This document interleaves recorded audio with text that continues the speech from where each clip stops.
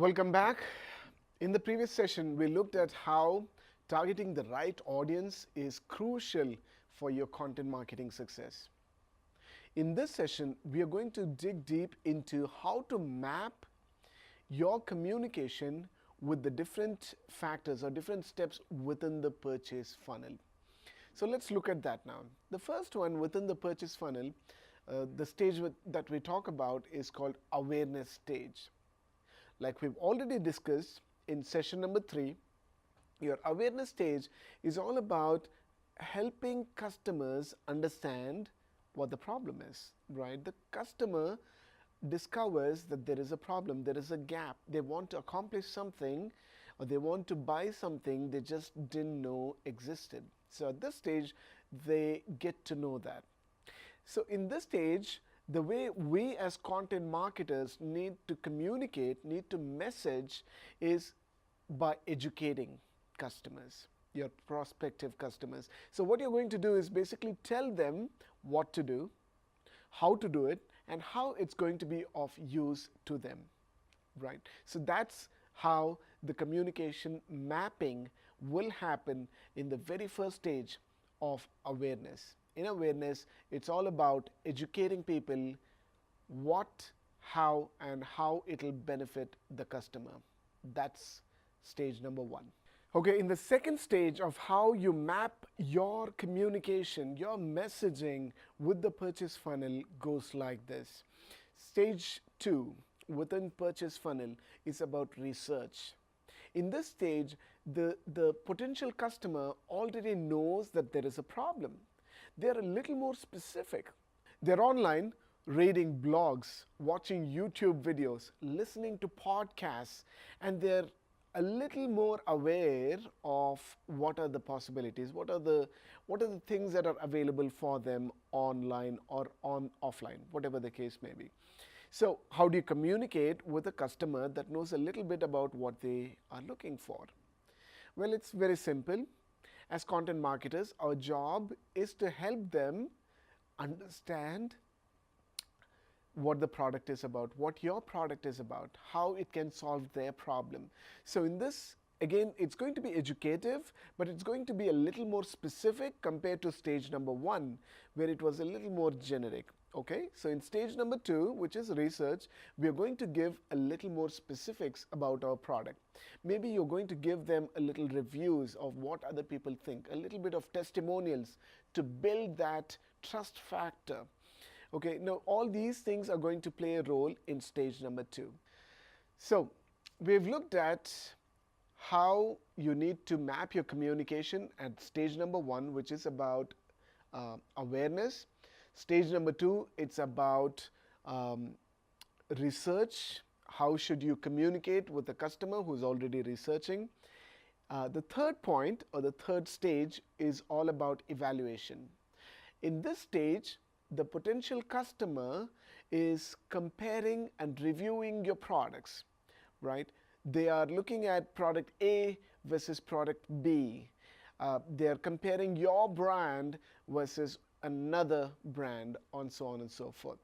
So how do you really communicate in such a stage?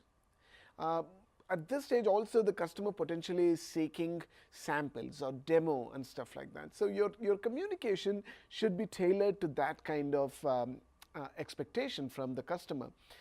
You should be able to talk a little more specifically about what your product or service is about, how it compares against another product. You don't need to degrade another product or another brand, but you can always highlight what makes your product or service so much better than someone else's. So like I told you, it's all about comparisons, and that's why it's called the evaluation stage. So help the customer make an intelligent decision. Let them choose an option to go with. And also, at this stage, if I were writing a blog post or a landing page or anything, I would ensure there is a clear call to action. You know what, you would want to transition the customer from this stage to the next stage, which is to close and make that purchase. So it's important to keep that in mind. Provide very specific information, help your customer make an intelligent decision and show them the next step of action that will lead you to get more sales. Now that brings us to the next stage within the mapping of your communication with the purchase funnel.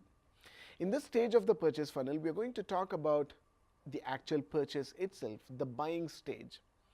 So what happens is the potential customer has already understood what the problem is in the awareness stage. They've researched about the different options available.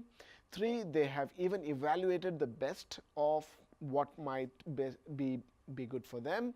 And then comes the purchase. At this stage, they're trying to look at the star rating, the reviews, the testimonials, and so on and so forth.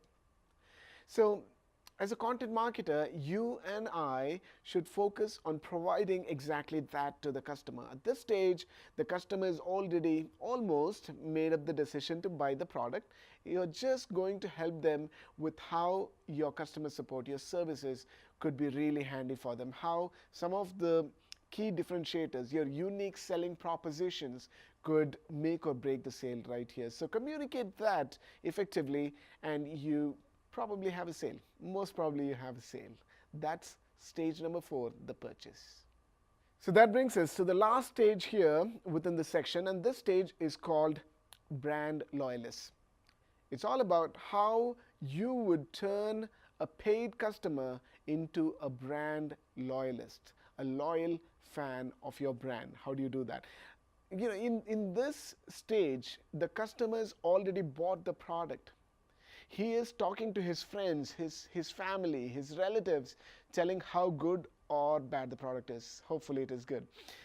So this is a stage where you would want to make your communication even more smoother. What you want to do in this case is really provide them with more case studies, right? More stories about how this product has helped people, how it has empowered people doing something in the past, right? You give success stories, case studies, and you can even set them up for a free trial on something, or you offer them an upgrade.